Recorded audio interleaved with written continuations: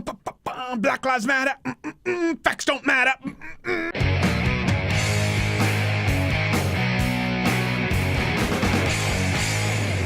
Right now, the narrative that is being set is that the system is inherently racist, white privilege, yada, yada, yada, and when cops see any young black man, they go into Lloyd Christmas mode. Lloyd. To the point where places like Black Lives Matter, leftist websites, even MTV News are pushing this idea that innocent black men are being shot for no reason at all. Now, the purpose of this video is not to justify nor condemn any of the deaths that occurred during these police-civilian interactions, but to provide you with the context that MTV News and Vox and HuffPo refuses to. Facts don't matter. Let's just use this video from MTV News that's being circulated to start. All right, the situation with Philando, we don't really know a whole bunch yet. That didn't stop MTV News from putting it in a video, and it seems to be a really horrific accident, and hopefully justice will be served when the information comes out, but we do know that he wasn't shot for broken taillights. He was shot during an altercation where he was pulled over because he matched a description for a suspect in an armed robbery. Police were on high alert for a gun. Police get shot in routine traffic stops all the time. Statistically, yeah, it happens a lot at the hands of young black men. And there was a miscommunication with Philando reaching for what he claims to be his wallet or ID, and the cop thought was a gun. Now, that doesn't mean that any of this is justified or it's a good situation, but to simplify it to shot for broken taillight is deliberately misleading. Clearly, Alton Sterling wasn't shot for selling CDs. He was shot because someone called in a report that he was threatening a homeless man with a gun. He was tased first and he continued to resist arrest, and he had a firearm on him, which I'm guessing was illegal because this guy had a rap sheet a mile long, including being a registered sex offender and having done time in prison for violent crimes. This wasn't a routine pat down. This was an altercation with a longtime felon who didn't want to go back to the slammer. Is it unfortunate? Yes. Was he arrested and shot for selling CDs? No. Only Mr. Clark was not shot for attending a birthday party. He was shot for preventing paramedics from assisting with an assault victim. He wasn't handcuffed. He refused to show his hands. And there is DNA evidence showing that he reached for a cop's gun. He wasn't there to play balloon tricks. Almost forgot, little tidbits. The assault victim that he was interfering with the police trying to help, it was his girlfriend. Yeah, he was the one who assaulted her. What a gem. But by all means, please continue with the narrative that cops are simply out there hunting down young black men because they're attending birthday parties and selling CDs. I hate you. What they don't tell you is Walter Scott tried to grab an officer's stun gun, and he did run away from the police because he didn't want to pay child support. That being said, the cop acted poorly, but no justice, no peace. Wait, there's justice. He's being charged with murder. The system worked. Okay, Michael Brown was not shot for stolen cigarillos. What happened at that convenience store was a robbery, not shoplifting. There was use of violent force. He was identified as a suspect in that robbery. He reached for an officer's gun. But hands up, don't shoot! His hands weren't up. He was punching a cop in the face and reaching for his gun. When that happens, sometimes officers are trained to shoot. Are there several points where this didn't have to escalate? Of course, but the idea that a racist cop picked off some gentle giant Michael Brown is entirely inaccurate, as the rest of these examples. Sandra Bland, traffic violation. To the untrained, uneducated eye, that looks terrible.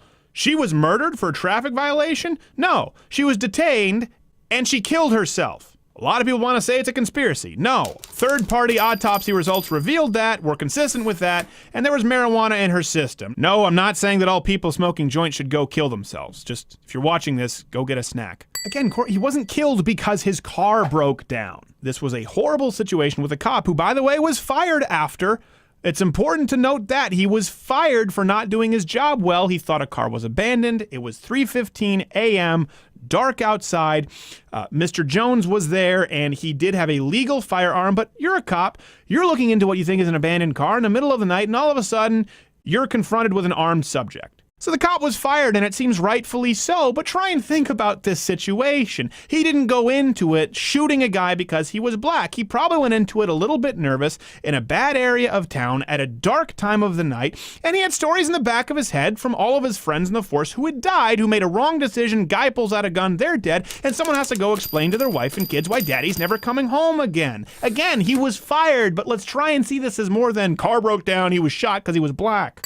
Freddie Gray was not killed for carrying a switchblade. Okay, first off, he fled the police unprovoked. He saw the cops, they looked at him, boom, the kid bolted. And he happened to have a switchblade on him. Again, not justifying all of the actions, but half of the cops who arrested him were black, and he was brought up on weapons charges in an area that is notorious for high crime. Freddie Gray had something like 20 criminal cases against him, 5 open at the time of arrest. By the way, when he was high as a kite on opioids, and I think it was pot in his system. Now that matters because the argument is that he was killed in a rough ride in a cop car, by the way, with half the cops who were black, and he died 7 days later in a trauma ward. But the fact that there was a struggle and he was high as a kite can certainly lead to one being more likely to be injured, especially considering that a judge let the driver go. Does it mean that mistakes weren't made? No. Does it mean that this death was warranted? No. But he wasn't shot for having a switchblade.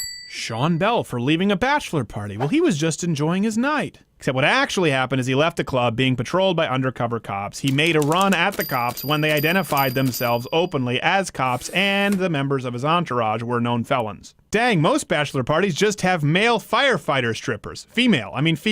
Oscar Grant. I didn't finish Fruitvale Station because I found it incredibly boring. It appears that this is a case of a cop not doing his job well. For that, he was fired. So, I'll give you this one, MTV News. Except Tamir Rice wasn't killed for a super soaker in the park. He was aiming a firearm replica with the orange tip removed at people in the park. His age was not determinable at the time, as you can see by this video, and officers weren't informed that the gun might have been fake. Is it a horrible, unfortunate situation? Yes, but they didn't say, hey, you know what would be fun today? If we go kill a black kid for Nerf. Ramarley Graham. Again, this is an even more complicated situation. The cops, a narc unit, followed him after they thought that they had spotted a gun in his waistband, and they had some reason to believe that he had just participated in a drug deal. Well, it turns out they may have had some reason because he ran from the cops when they identified themselves and he tried to flush a bag of weed down a toilet. He ended up being shot when he didn't have his hands up, and allegedly he reached for something in his waistband. Now, the cops didn't have a warrant to be in his apartment, so guess what? I have a problem with those cops and they should be fired. Again, was this guy shot solely because he was black, or is this an example of a situation that escalated and requires context for people to understand? No. He wasn't killed for walking around with a knife at all. He was a gang member, a currently active gang member. They found him after a report from a stabbing victim at large, still holding the knife. He continued to hold the knife and refused to put down the knife, even after being pepper sprayed and shot with a beanbag gun. And then he started walking toward the cops with the knife, as you can see in this video. So yes, they put 20 rounds in him. A lot of people don't know this. Knives are incredibly dangerous, much more dangerous than guns at distances less than 21 feet. We'll have the references up at louderwithcrowder.com. People get hurt all the time. Officers get maimed all the time by knives. So in this situation, the officers have a decision to make. Eliminate the threat, who is a currently active gang member who may or may not have stabbed someone else, who refuses to drop the knife and is coming toward you, or risk serious bodily harm by an active knife wielder in an attempt to be more politically correct. Instead, they opted to eliminate the threat so they could go home to their families. What choice would you make? See previous example. Katherine Johnson. Here's one that I agree with. Isn't that great that we can create a video that's actually truthful to encourage a dialogue of honest discussion? To the best of my knowledge, according to my research and Not Gay Jared's research, the cops were acting unbelievably outside of the law. They may have planted evidence. It seems like there was some shady stuff going on with falsified reports, but here's the beauty. The cops went to prison, as they should. Would it have been better that a 92-year-old didn't get killed in a botched drug raid? Of course, but the cops are in prison. John Crawford III. This is the famous Walmart Beaver Creek guy with the toy BB gun. Do we have video on this? Yep. Okay, let's bring that up. So some shoppers mistook it for a real gun. There are some reports that he refused to comply with officers, but look at this. This is nowhere near the hunting section, and he's using the gun to select his Fruit Loops. This is wildly erratic behavior. I think this is an unfortunate situation. He really shouldn't have been shot, and the cops should probably be punished. But he wasn't just shot because he picked up a BB gun at the Walmart toys section. They said, there's a black guy, let's shoot him, we have an excuse. Kenneth Chamberlain, an example of cops being crappy. By the way, white people encounter crappy cops too. A medical device called a police to his home. It seems like he refused to open the door. He had a blood alcohol, at which point he was legally drunk. And it's just a crappy situation all around.